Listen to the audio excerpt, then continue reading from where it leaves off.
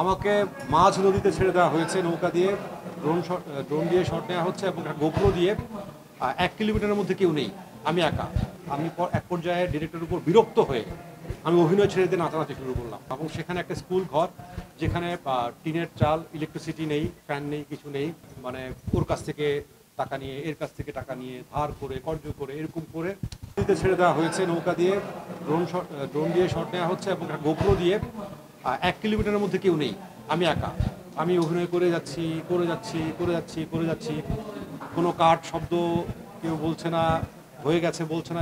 আমি এক পর্যায়ে ডিরেক্টরের উপর বিরক্ত হয়ে আমি অভিনয় ছেড়ে দিয়ে নাচানাচি শুরু করলাম। মানে এই নাচানাচিটা আসলে মানে একটা রাগের বহিঃপ্রকাশ ডিরেক্টরের প্রতি, বয়াতির প্রতি। তো সেটাকেই ওরা আবার এই প্রমোশনালে যুক্ত করে দিয়েছে। এটি খুবই ভয়াবহ। মানে এটি এখন ভাবলে আমার গা এখনই ছমছম করে যে এই কাজটা এতদিন ধরে এইভাবে আমরা কীভাবে করলাম।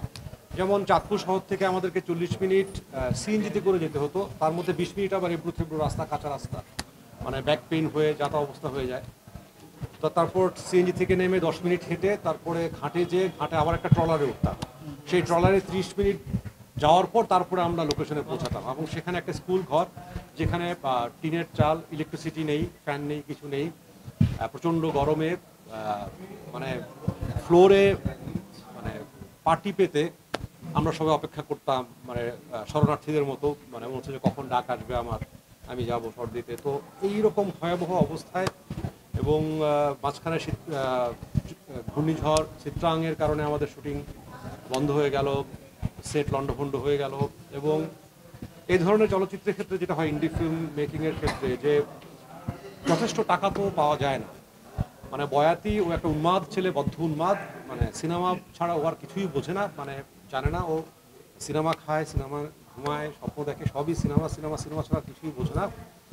মানে এই উন্মাদনার কারণেই আসলে এই পর্যন্ত আসতে পেরেছে ছবিটা।